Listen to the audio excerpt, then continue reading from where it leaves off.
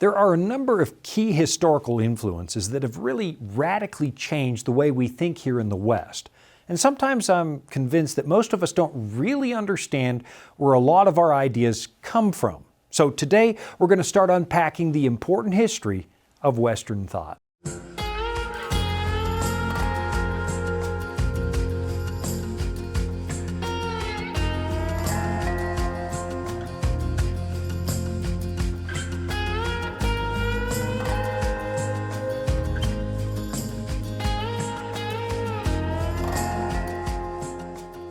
I remember taking my first philosophy course back in my first year of college and how it really struck me at the time how we've been exploring the meaning of human existence for a really, really long time.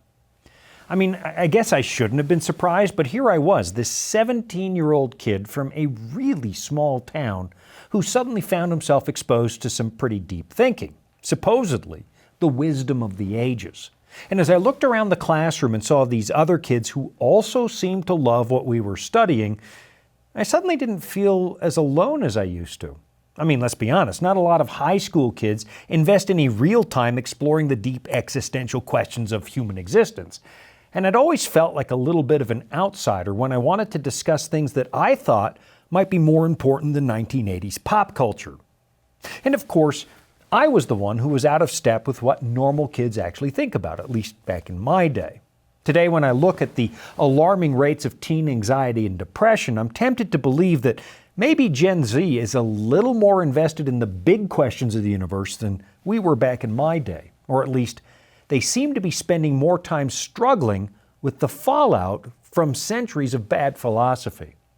But let's get back to that first-year survey class where I finally discovered that I was hardly alone with these thoughts. I mean, yeah, some of those kids were there because they needed the credit for some other field of study. But some of us really were there to study the great minds that built Western civilization. And not just those minds, but also the ones that gave a lot of people a different way to think about the universe over in the Far East. And I still remember the final exam like I took it yesterday. Each of us was handed a blank examination booklet. It had a blue cover and it kind of reminded me of those exercise books you used to get for writing back in elementary school. Once we were seated for the exam, the invigilator passed up and down the aisles and put an exam sheet on each of our desks face down. Then he went back up to the front of the room, sat behind a desk, looked at his watch and said, "You may begin." And I'm guessing that as I'm describing that whole process, that some of you might be reliving the nightmare of finals week. In fact, sometimes I still dream that it's time to write the final and I can't find the exam room. Or worse yet, I know that I haven't studied all semester. I've been cutting class, and in the dream now it's time to write that exam and expose my semester-long negligence. Not that that ever happened, of course. Now, when I flipped over that test paper, I discovered 3 questions, and all you had to do was answer one of them. So I chose the first question, which said, why didn't God create the world one day earlier? The blank examination booklet was probably 20 or 30 pages long, and the exam was supposed to last 2 or 3 hours. I don't remember which. But you know, I was finished in less than 5 minutes. Why? Because I wrote one single sentence. I said, God could not have created the world one day earlier, because the moment of creation was also the beginning of time. Well, lucky for me, it turns out that was exactly the answer the professor was looking for. And even though my answer was that brief, he actually gave me one of those very, very rare A's that I ever got in college.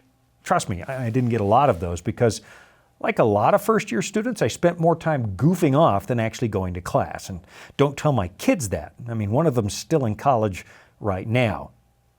Now, to be fair, I've always loved learning. And in later years, when I finally got my act together, I became far more diligent when it came to studying. And the library that Gene and I have at our house, well, it's actually starting to get out of control.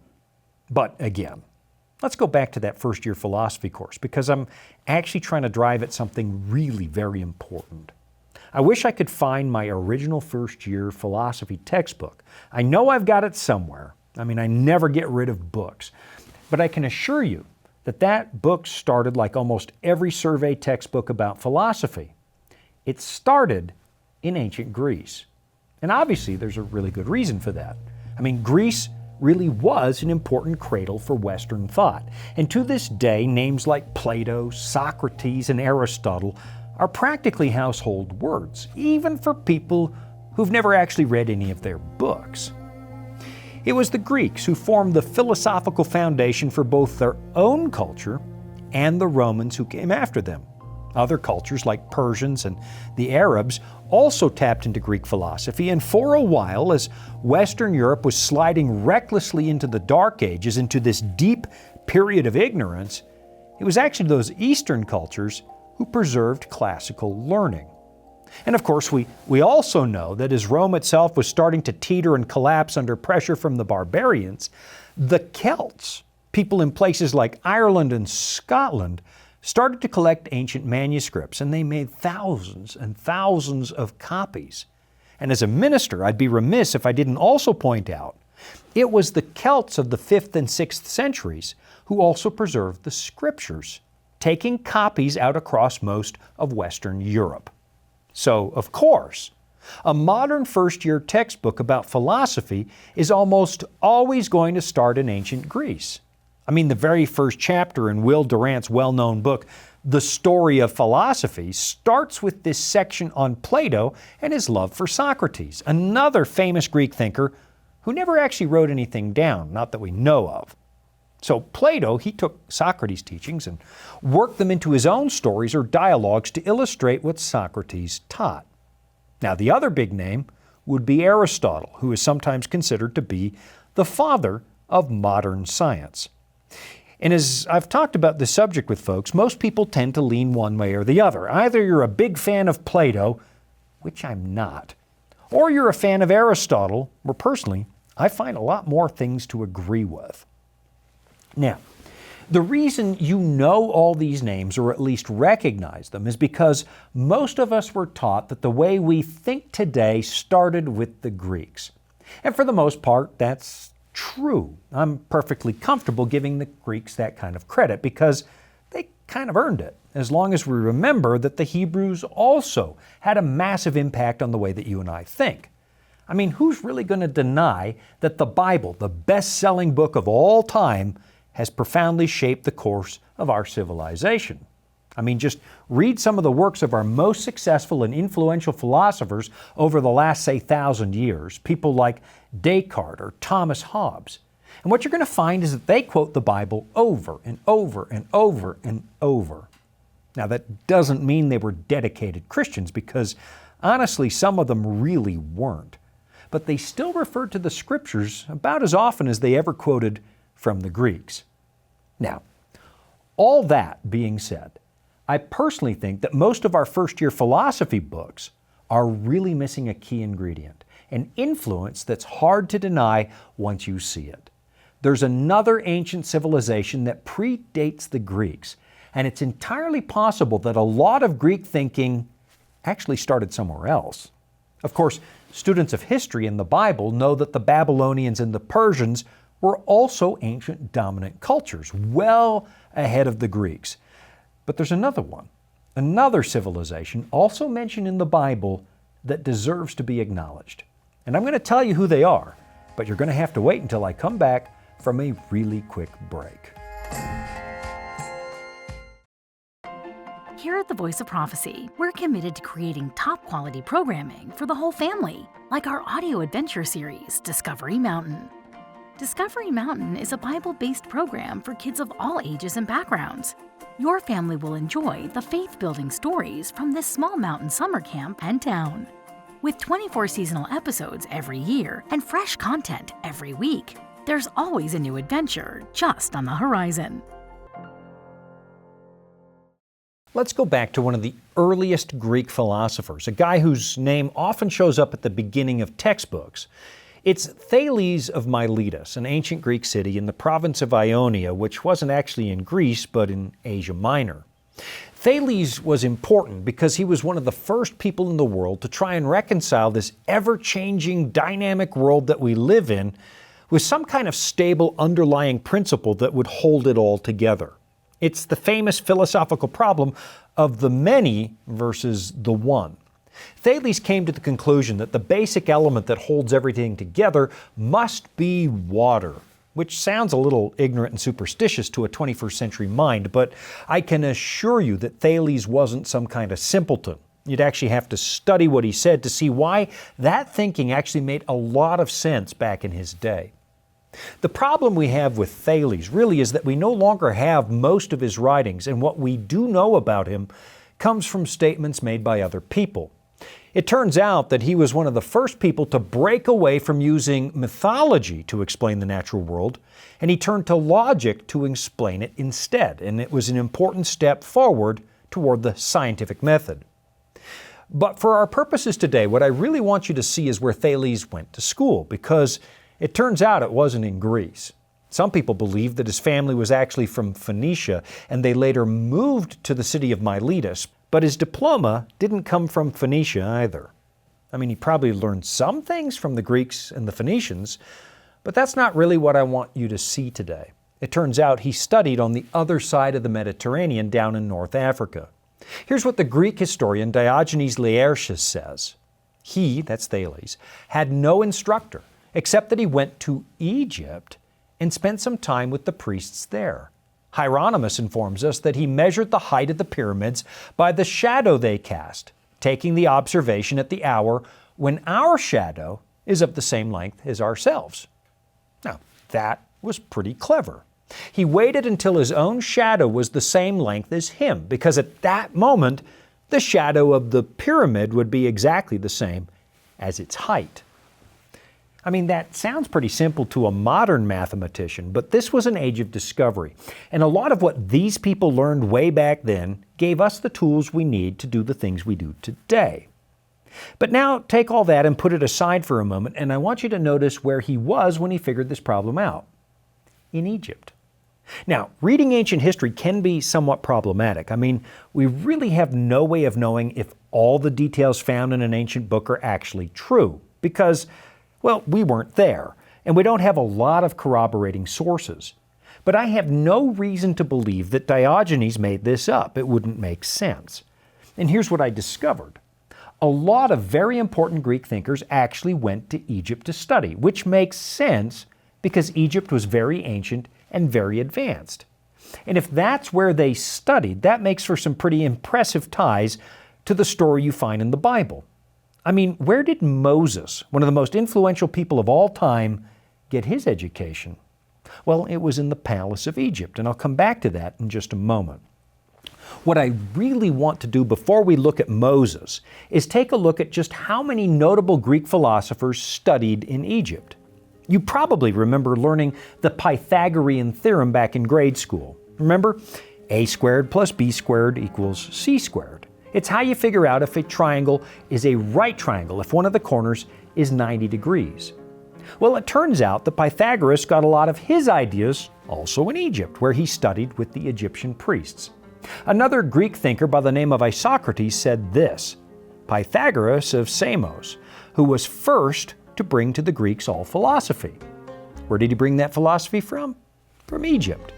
He's telling us that in some ways Greek philosophy actually came from somewhere else.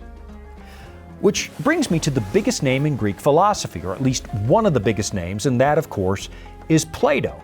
Plato had a distant ancestor named Solon, who was one of the so-called 7 sages of ancient Greece, one of the most respected minds in all of Greek history. And the record tells us that Solon went to Egypt to study, where the Egyptians told him that the Greeks were really just mental infants compared to them. Apparently, there was a little bit of arrogance in ancient Egypt. Here's the story the way Plato told it. And a very old priest said to him, Solon, Solon, you Greeks are ever children. There is no such thing as an old Greek. What do you mean by that? Inquired Solon. You are all young in mind, came the reply. You have in your minds no belief rooted in old tradition, and no knowledge hoary with age. The Egyptian priest was reminding the Greek philosopher that their culture was recent and nowhere near as sophisticated as the Egyptians. So naturally, Solon wanted to learn about ancient Egyptian wisdom. And from this point in the story, Plato goes on to share a lot of ancient history from the very, very, very distant past, and he reveals that Solon brought a lot of that knowledge home to Greece. And it turns out Aristotle also borrowed from the Egyptians. I mean, just listen to this statement in his book, Politics. He said, "The Egyptians appear to be of all people the most ancient, and they have laws and a regular constitution existing from time immemorial. We should therefore make the best use of what has already been discovered and try to supply defects." Then we also have Democritus, the man who gave us the atomic theory. You know, the idea that the universe is actually made up of tiny particles hanging in a vacuum. That was a major, major leap forward in the world of science. And where did Democritus go to school? Well, I'm sure you're not going to be surprised at this, but it also happens to be Egypt. Here's what Diogenes said about him. According to Democritus in his book on men of the same name and Antisthenes in his Successions of Philosophers, he traveled into Egypt to learn geometry from the priests, and he also went into Persia to visit the Chaldeans as well as to the Red Sea. Now, I could keep going, but I think I've made the point. The Greeks built their philosophy, at least in part, on the backs of the Egyptians. And of all the philosophy that made its way into Western thinking through the Greeks, there's one idea that really, really changed the way we think about human nature. And that's Plato's theory of dualism. Dualism teaches that you and I have two separate natures at the same time. One that belongs here in the material world, this world that we can touch, and another one that belongs to the spirit world. In other words, the real you is actually just a ghost that lives inside of a meat machine we call the human body. The real you, he said, is a ghost.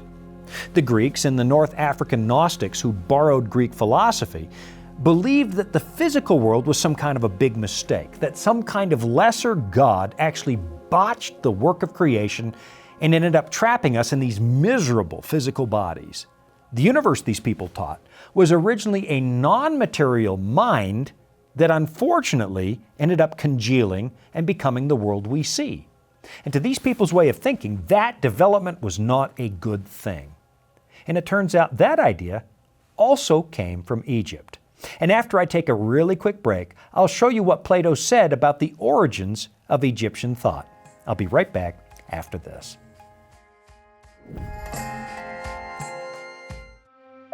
Life can throw a lot at us. Sometimes we don't have all the answers. But that's where the Bible comes in.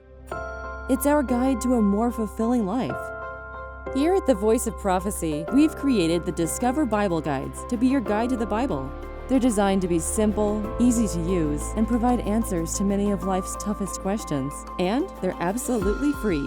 So jump online now, or give us a call and start your journey of discovery. Plato says something rather remarkable in his book Phaedrus. Just listen to this. He writes, "In Democritus in Egypt, there was one of the ancient gods of Egypt, the one to whom the bird they call the ibis is sacred, whose name is Thoth." Now, you and I might call him Thoth.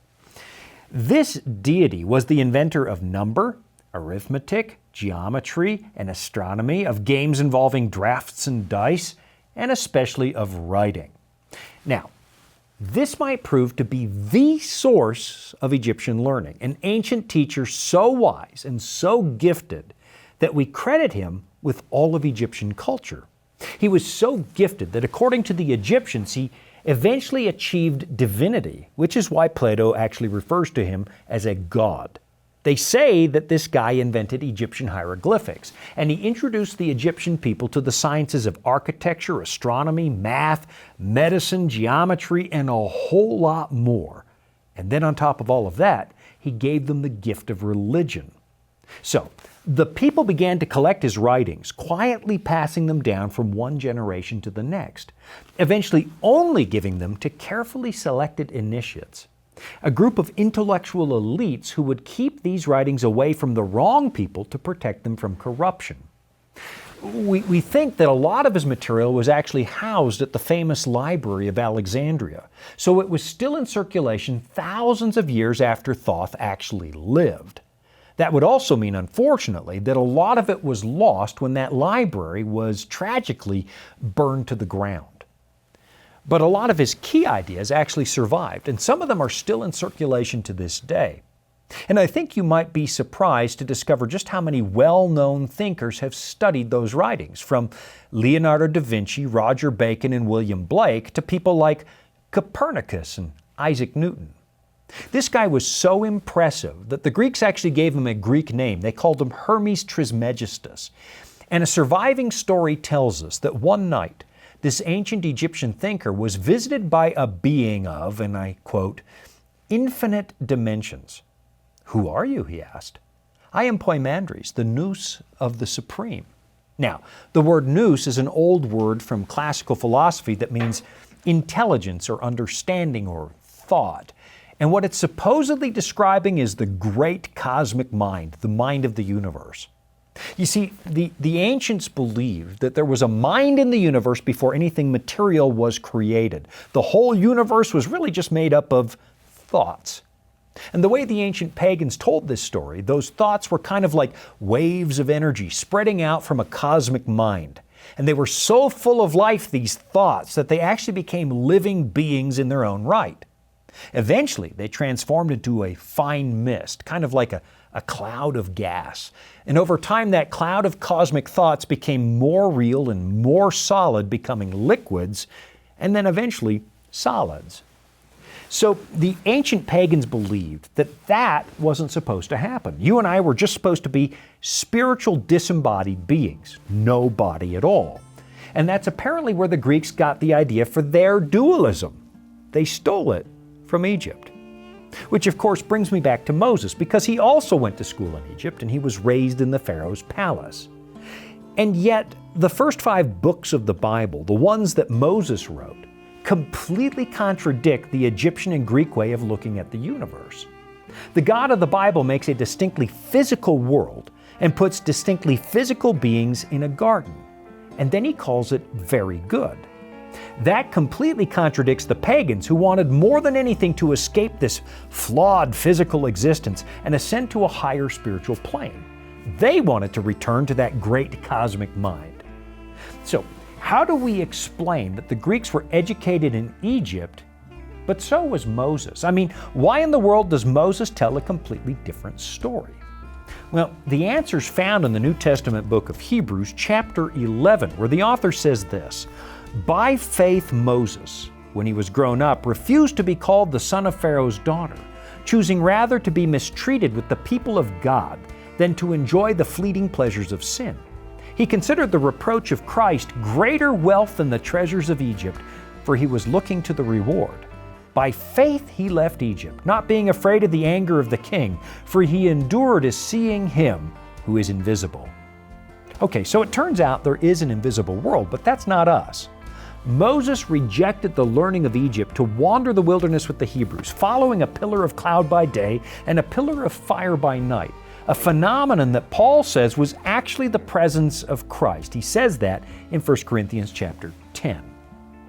So now we suddenly have a really interesting situation.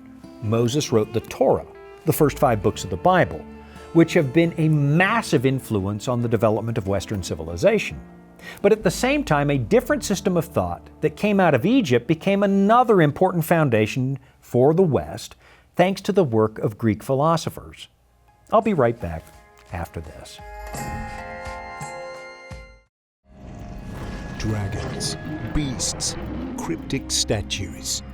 Bible prophecy can be incredibly vivid and confusing. If you've ever read Daniel or Revelation and come away scratching your head, you're not alone. Our free Focus on Prophecy guides are designed to help you unlock the mysteries of the Bible and deepen your understanding of God's plan for you and our world. Study online or request them by mail and start bringing prophecy into focus today.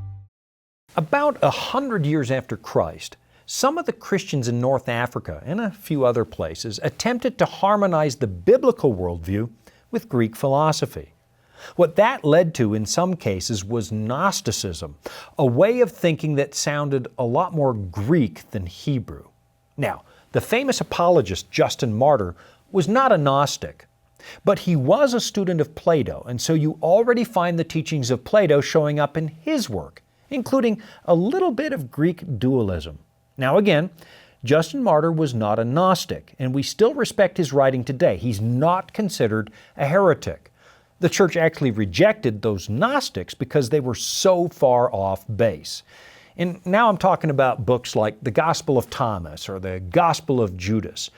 Those books were never part of Orthodox Christianity because they were not in agreement with the biblical worldview.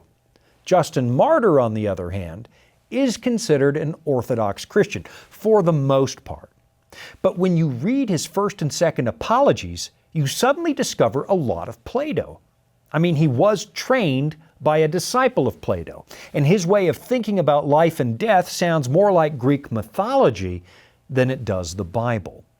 The influence of the Greeks on early Christian scholars was understandably profound, which means that when you and I go back and read the works of early Christians from the first few centuries, we still need to be very careful and check what they're saying against the words of the Bible. Just because their writings are really, really old and the people who wrote them lived within decades of the resurrection of Christ, that doesn't really mean that their doctrine is always necessarily biblical. The Greek influence is really pretty powerful, and if you think about it, 100 years is actually a long time. I mean, just look at the way that Western thinking has shifted between the early part of the 20th century and now, or look at the way that thinking has changed between my generation and today's generation. Even 100 years can be a long time when it comes to the transmission or the changing of ideas, which means that you should check everything against the original. That would be the Bible. I don't know if you've ever heard of the Mandela effect, but this phenomenon where falsehood makes its way into contemporary culture in a way that everybody just assumes is the truth. It's called the Mandela effect because one prominent person back in the 80s was absolutely sure that Nelson Mandela actually died in prison. He didn't. But wouldn't you know it, to this day a lot of people think that's true. So what if there are ancient artifacts in our religious thinking that everybody thinks are the truth, but you're not actually going to find them in the Bible? What if there are things that everybody thinks are biblical philosophy, the Bible's view of the universe, but they actually prove to be Greek ideas or even Egyptian? You'd want to know that. Moses walked away from that entire pagan system, and God used him to write one of the most influential portions of the Bible, the one that's held in the highest esteem by everybody to this day. Now, if Moses' thinking contradicted the pagan way of thinking, you're going to want to look at that. You know, there's one way in which the Egyptian story and the biblical story actually agree. That Egyptian philosopher Thoth said that Poimandres, that being who taught him how to think, appeared in the form of a serpent. And Moses also said it was a serpent who brought a different way of thinking to all of humanity. That should make you wonder about sources. That's why I'm daring you to read the Bible. You might think you know it. You might think you understand the Bible's view, but do you really? Have you read it for yourself? Thanks for joining me today. I'm Shawn Boonstra, and this has been another episode of Authentic. Hey, thanks for watching Authentic. Would you be willing to do me a favor?